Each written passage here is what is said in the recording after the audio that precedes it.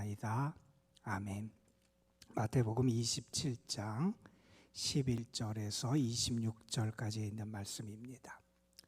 마태복음 27장 11절에서 26절에 있는 말씀, 오늘 우리에게 주시는 하나님의 말씀, 마태복음 27장 11절에서 26절 말씀, 우리 함께 한 목소리로 받들어 읽겠습니다. 예수께서 총독 앞에 섰음에 총독이 물어 이르되 내가 유대인의 왕이냐? 예수께서 대답하시되 내 말이 옳도다 하시고 대제사장들과 장로들에게 고발을 당하되 아무 대답도 아니하시는지라. 이에 빌라도가 이르되 그들이 너를 쳐서 얼마나 많은 것으로 증언하는지 듣지 못하느냐 하되 한마디도 대답하지 아니하시니 총독이 크게 놀라워하더라. 명절이 되면 총독이 무리의 청원대로 죄수 한 사람을 놓아주는 전례가 있더니 그때 바라바라 하는 유명한 죄수가 있는데 그들이 모였을 때 빌라도가 물어 이르되 너희는 내가 누구를 너희에게 놓아주기를 원하느냐? 바라바냐 그리스도라 하는 예수냐 하니 이는 그가 그들의 시기로 예수를 넘겨준 줄 알미더라. 총독이 재판석에 앉았을 때 그의 아내가 사람을 보내어 이르되 저 옳은 사람에게 아무 상관도 하지 마옵소서. 오늘 꿈에 내가 그 사람으로 인하여 애를 많이 태웠나이다 하더라. 대제사장들과 장로들이 무리를 권하여 바라바를 달라 하게 하고 예수를 죽이자 하게 하였더니 총독이 대답하여 이르되 둘 중에 누구를 너희에게 놓아주기를 원하느냐? 이르되 바라바로소이다. 빌라도가 이르되 그러면 그리스도라 하는 예수를 내가 어떻게 하랴? 그들이 다 이르되 십자가에 못 박혀야 하겠나이다. 빌라도가 이르되 어찌 미냐? 무슨 악한 일을 하였느냐? 그들이 더욱 소리질러 이르되 십자가에 못 박혀야 하겠나이다 하는지라. 빌라도가 아무 성과도 없이 도리어 밀란이 나려는 것을 보고 물을 가져다가 무리 앞에서 손을 씻으며 이르되 이 사람의 피에 대하여 나는 무죄하니 너희가 당하라. 백성이 다 대답하여 이르되 그 피를 우리와 우리 자손에게 돌릴지어다 하거늘. 이에 바라바는 그들에게 놓아주고 예수는 채찍질하고 십자가에 못 박히게 넘겨주니라. 아멘. 오늘도 4월의 첫날을 우리가 맞이하게 됐는데 이 4월 한 달도 하나님의 은혜와 사랑이 여러분의 삶에, 가정에, 자녀 손들에게 풍성하게 임하는 그런 역사가 있기를 간절히 소망합니다. 금년 4월은 우리가 특별히 예수님의 고난의 정점도 4월 초에 우리가 맞이하게 되고 또한 부활절도 4월 첫 주일에 우리가 맞이하게 됩니다. 이 4월을 우리가 예수님의 십자가의 사랑을 더 깊이 체험하고 고백하는 시간으로, 그리고 무엇보다도 예수님의 부활의 능력 가운데 우리의 삶에서도 하나님을 통한 승리와 모든 것을 이겨내는 그러한 역사가 여러분의 삶에 함께할 줄로 믿습니다. 예전에 있었던 일인데 어느 국민학교, 요새 초등학교지요. 학교에서 아이들이 숙제를 발표하는 시간을 갖게 됐어요. 아이들이 주제에 따라서 그날 주제에 대한 숙제를 해오고 그것을 발표하는 시간을 갖는데 교실 칠판에는 그날의 주제가 적혀 있었어요. 그날의 주제는 뭐였냐면 뿌리였어요. 뿌리. 아이들이 자기의 집안에 대해서, 자기의 조상들에 대해서, 자기 집안의 뿌리에 대해서 조사해서 발표하는 그러한 날이었어요. 아이들은 자기가 조사해 온 것을 발표해요. 한 아이가 앞에 나가서 자랑스럽게 자기의 그 주제에 대한 조사를 발표합니다. 나는 전주희 씨의 몇 대 손입니다. 아이가 나가서 얘기해요. 우리 집안에는 어떠어떠한 그런 분들이 계셨습니다. 자기 조상들이 얘기를 해요. 어느 분이 판설했고 어느 분이 큰 업적을 남겼고 자기의 증조 할아버지는 뭘 했고 자기 할아버지는 이러이러한 일을 했습니다. 우리 아버지는 어느 회사에서 이런 일을 합니다. 이렇게 자기의 집안에 대한 것을 발표해요. 너무나 자랑스럽게 발표하고 발표를 마치며 으쓱대는 모습으로 자리에 돌아가게 돼요. 아이들이 하나하나 그렇게 자기가 조사한 자기 집안에 대한 이야기를 발표하게 되고 이제 한 아이가 자기의 순서가 돼서 앞에 나가서 발표를 하게 됩니다. 그런데 그 아이를 보면서 선생님이 마음속에 좀 부담감을 가져요. 왜 하냐면 그 아이는 부모님이 안 계셔서 보육원에서 생활을 하는 아이가 그 학교에 다니고 있었던 거예요. 선생님 마음속에 염려가 돼요. 혹시 저 아이가 이 주제 때문에 마음의 상처를 입으면 어떡하나 하는 그러한 걱정스러운 마음으로 그 아이의 발표를 주목해 보게 됩니다. 그 아이가 앞에 나가서 이렇게 발표를 했대요. 제 아버지는 하늘에 계신 하나님이십니다. 제 아버지는 이 세상 모든 것의 주인이십니다. 제 아버지에게는 자녀들이 많이 있습니다. 그리고 저에게는 아주 많은 가족이 있습니다. 제 아버지는 사랑이 많으신 분입니다. 그래서 그 자녀들을 한 사람도 빠짐없이 누구나 똑같이 구원하시고 사랑하십니다.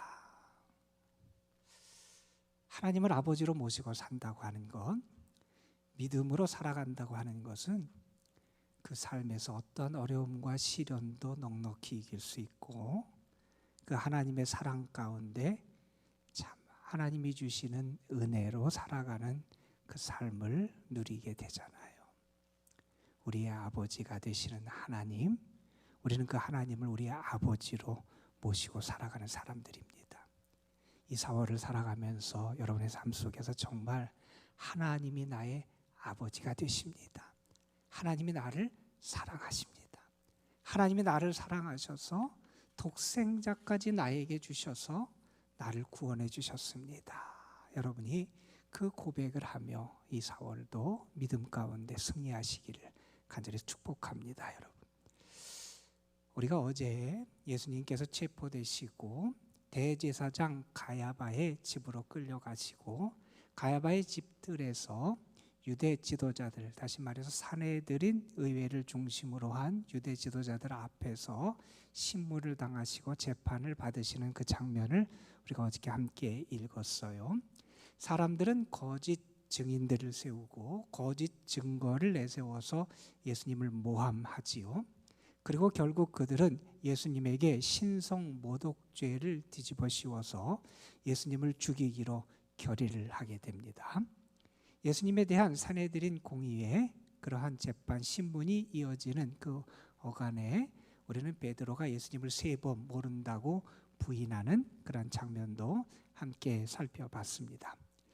대제사장의 뜰에서의 유대의 법정에서의 재판 이후에 오늘 말씀은 당시 로마의 총독이었던 빌라도 앞에서의 예수님의 재판 신문에 대한 말씀이 이어지는 내용입니다.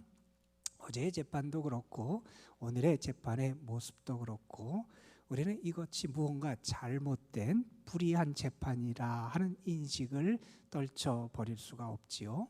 왜냐하면 심판주이신 예수님이 오히려 재판을 받으세요. 심판자가 되셔야 되는 분이 재판을 죄인으로 세움을 받으세요. 그리고 죄인이 재판관이 돼서 그 의로우신 분을 재판하고 판단하는 모습이 벌어지게 돼요. 사람들은 억지 혐의를 예수님에게 뒤집어 씌웁니다. 절차를 무시하기도 합니다.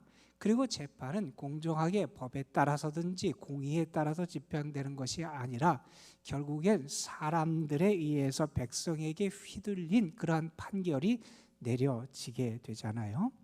빌라도는 밀란을 염려하여 사람들이 동요하고 반란을 일으키면 어떡할까 두려워하다가 결국 자신의 안전을 추구하면서 의로우신 분, 의로운 왕을 십자가에 못 박히게 하는 판결을 내리고 맙니다. 오늘 본문의 말씀을 보면 예수님께서 죄인의 자리에 서시지요. 그리고 재판관의 자리에 빌라도가 앉아 있습니다. 그리고 그 예수님을 고발하는 사람들은 유대인들, 유대 종교 지도자들이 오늘날로 말하면 검사의 역할을 하면서 예수님을 고발하게 됩니다. 당시 유대 나라는 로마의 지배를 받는 식민지였지요. 그래서 사람을 죽이는 일에는 로마 정부의 허가, 다스리는 총독의 허가가 있어야 했습니다. 그래서 사람들은 예수님을 빌라도에게 끌고 왔고 예수님을 사형에 처해 달라고 빌라도에게 그렇게 요청을 하고 있는 거지요. 누가복음 23장에 보면 빌라도가 이런 얘기를 합니다. 너희가 이 사람을 백성을 미혹하는 자라 하여 내게 끌고 왔다. 보라, 내가 너희 앞에서 신문하였으되 너희의 고소하는 일에 대해 이 사람에게 죄가 없도다. 저희 행한 것을 죽을 일이 없다. 그래서 예수님에 대해서 신문한 다음에 빌라도가 생각한 얘기를 합니다. 이 예수라는 이 사람에게는 너희가 고발해서 죽여달라고 요청을 하고 십자가에 처해달라고 요청을 하는데 그러한 죄가 없다, 이렇게 말했던 사람이지요. 그런데 결국 빌라도는 어떤 결정을 내리고 맙니까? 26절에 보면 오늘 말씀에 이렇게 얘기하죠. 이에 바라바는 저희에게 놓아주고 예수는 채찍질하고 십자가에 못 박히게 넘겨줬다. 그래서 최종 예수님에 대한 십자가형을 허락했던 게 빌라도의 모습이었습니다. 빌라도가 예수님에 대해서 신문하면서 빌라도는 예수님을 놓아주고 싶은 마음도 아마 있었던 것 같아요. 하지만 그는 예수님에 대해서 결국 유대인들의 요구를 따라 판결을 하고 말지요.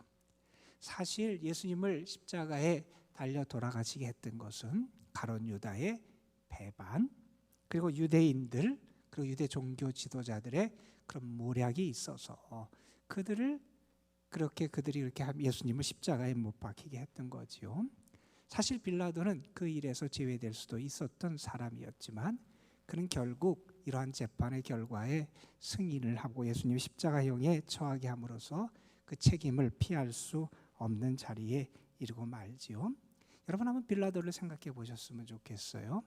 그는 지금 아주 좋은 일을 할 수 있는 좋은 자리, 좋은 기회를 사실은 갖고 있어요. 그는 예수님을 석방할 수 있는 권한이 있었던 그러한 사람이에요. 그는 아무 죄가 없다. 내가 신문에 봤는데 그에게는 죽일 만한, 사형에 처할 만한 죄가 하나도 없다라는 것도 빌라도 자신이 인정했던 사람이에요. 그리고 그는 그러한 상황에서 예수님에 대해서 이제 무죄를 선언하고 예수님을 석방할 수도 있었던 사람입니다.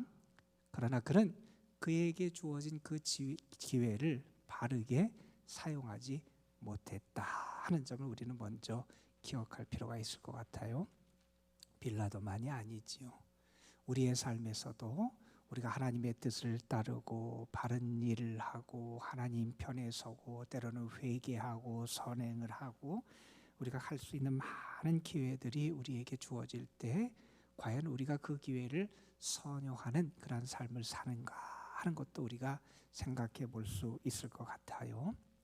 빌라도가 예수님에게 이렇게 오늘 말씀에서 질문을 합니다. 내가 유대인의 왕이냐? 이렇게 질문해요. 예수님께서 뭐라고 대답하시면 맞다, 그렇게 대답을 하시지요. 사실 예수님께서 이렇게 맞다 이렇게 대답하신 것은 예수님이 우리를 구원하는 구세주 메시아, 우리의 영적인 모든 것을 우리를 살리고 구원하시는 분이라는 사실을 예수님께서 대답하신 건데, 이것은 사실은 예수님에게 종교적인 그러한 죄를 씌우는 것으로 빌미가 되기도 합니다. 여러분 한번 생각해 보세요. 유대인들이 예수님을 잡아서 가야바 대제사장 집들에 가서 산헤드린 공의 앞에서 예수님을 신문하면서 그들이 예수님에게 씌웠던 죄목은 신성 모독죄였어요. 종교적인 그러한 죄목을 예수님에게 뒤집어 씌웠던 거예요. 그러나 예수님을 총독 빌라도 앞에 데려와서 사람들이 예수님에게 씌웠던 그 죄명은 무엇이냐면, 이 예수라는 사람이 로마의 황제가 있는데 황제가 다스리는 이 지역에서 자신이 유대인의 왕이다, 이렇게 정치적인 선동을 한다는 죄목을 예수님에게 뒤집어 씌우게 됩니다. 다른 죄목을 뒤집어 씌워서 예수님에게 그러한 십자가형으로 예수님을 몰아갔던 거지요. 유대 지도자들이 예수님에 대해서 고발을 합니다. 그러나 예수님은 침묵하시지요. 침묵하시는 예수님의 모습을 빌라도는 이상히 여기게 됩니다. 그러다가 빌라도가 또한 하나의 생각을 하게 되는데, 유월절을 맞이해서 특사로 한 사람을 석방해 주는 그러한 전례를 따라서 그 예수님을 석방해 줄 수도 있겠다는 생각을 아마 했던 것 같아요. 여기 빌라도의 모습이 나옵니다.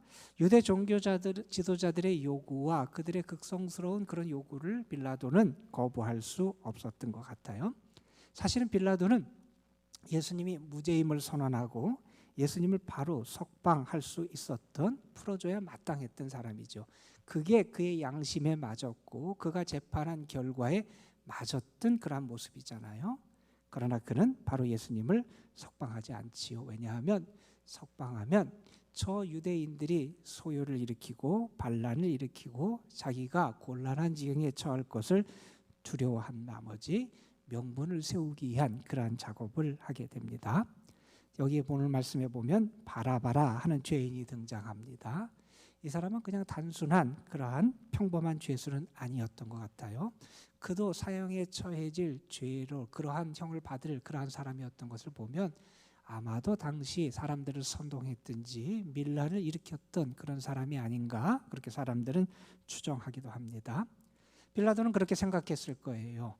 사람들이 아마 바라바와 비교해서 예수님을 내어달라고 그렇게 요청하지 않을까, 그렇게 생각했던 것 같아요. 그래서 사람들에게 선택하게 합니다. 여러분, 지금 오늘 말씀 18절에 보면 이 빌라도가 유대인들이 왜 예수님을 고발하고 왜 예수님을 죽이려고 했는지를 아는 장면이 등장을 해요. 18절에 이렇게 얘기합니다. 이는 그가 그들의 시기로 예수를 넘겨준 줄 압니다 하는 얘기를 해요. 빌라도는 알았어요. 유대인들이 예수님에게 죄가 없지만 예수님을 시기해서 예수님을 그렇게 죽게 하려고 했던 것을 알았어요. 그들의 저의를 모르지 않았어요. 그렇다면 마땅히 그런 바른 편에서 그의 양심에 따라서 판결을 내렸어야 해요. 하지만 그는 그렇게 하지 않지요. 그 모든 것을 군중에게 넘기고 맙니다. 여러분, 빌라도 입장에서 보면 빌라도에게 오늘 말씀해 보면 한 적어도 세 가지의 소리가 그에게 들려오는 것 같아요. 세 가지 방향에서 소리가 들려와요. 하나는 오늘 말씀 19절에 보면 재판석에 있는 빌라도에게 그의 아내가 전가를 보내는 장면이 나와요. 여러분, 지금 재판정에 남편이 있어요. 그런데 그 재판하는 자리에 전가를 보내요. 정말 중요하다는 거지요. 그래서 그렇게 전가를 보내는데 뭐라고 전가를 보내냐면 이렇게 얘기해요. 저 옳은 사람에 대해서 아무 상관하지 마십시오. 저 사람에게 해하는 그 해를 주는 일을 결정하지 말라, 이렇게 경고를 해요. 그런데 이 아내의 소리도 무시하게 되지요. 또한 두 번째, 그의 양심의 소리도 있었어요. 예수님에게 죄가 없다는 걸 그가 알았어요. 그리고 왜 유대인들이 예수님을 그렇게 고발하는지도 알았어요. 그러나 그는 어떤 재판장 혹은 판결을 하는 사람의 양심의 소리에 따라서도 판결을 내리지 않아요. 그는 결국 군중의 소리를 듣습니다. 사람들이 예수가 아니라 바라바를 내어주라는 소리를 듣고 예수님을 십자가에 못 박히게 하라는 그런 소리를 듣고 거기에 따르게 됩니다. 진리를 거부하고 진리를 왜곡하고 그에게 주어지는 여러 번의 기회를 그는 놓치고 맙니다. 결국 오늘 말씀에서 빌라도가 손을 씻는 장면이 나오지요. 이 장면은 마태복음에만 나와요. 사실은 이것은 유대 전통과 관련이 있어요. 어느 지역에서 어떤 사람이 살해돼요. 그럴 때 그 지역의 그 지도자들, 특히 그 성의 장로들이 손을 씻는 그런 일이 있어요. 왜 그러냐면 우리는 저 범죄와 무관합니다 하는 것을 손을 씻음으로 표현했던 게 있었어요. 빌라도는 물을 가져와서 자기 손을 씻어요. 나는 이 일과 관련이 없다, 그렇게 손을 씻어요. 하지만 결국 빌라도는 그 책임을 면할 수 없고 오늘날까지 예수님을 죽음에 몰아가게 했던 그러한 인물로 우리에게 기억되는 사람이 되고 맙니다. 이 빌라도의 모습을 보면서 우리는 먼저 그 생각을 좀 해봤으면 좋겠어요. 나는 빌라도 같은 모습을 하고 있지는 않은가? 하나님께서 나에게 여러 번의 기회도 주시고 바른 편에 서게 하시고 주님을 바로 믿을 수 있는 기회를 주시는데 나는 과연 그 기회를 선용하고 하나님이 원하시는 자리, 원하시는 모습을 내가 지켜가고 있는가 하는 것도 우리는 생각해 보게 됩니다. 다른 측면에서 우리는 예수님의 모습도 오늘 말씀에서 우리가 생각해 볼 수 있을 것 같아요. 예수님은 지금 불의한 재판을 당하고 계세요. 죄 없으신 분이 죄인의 자리에 서시잖아요. 오히려 우리 모두를 판단하시고 재판하실 그분이 재판을 받으세요.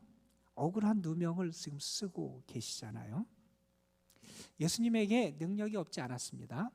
예수님은 그 모든 상황을 반전시킬 수 있는 능력이 있는 분이 예수님이셨어요. 얼마든지 불의를 바로잡을 수 있었던 분이 예수님이셨어요. 그분은 하나님의 아들이시고 권능과 능력이 있었던 분이시잖아요. 그런데 그분은 끝까지 그 죄인의 자리에 서 계세요. 모독을 받으세요. 끝까지 침묵하세요. 불의한 재판을 끝까지 묵묵히 견디세요. 왜 그러셨느냐?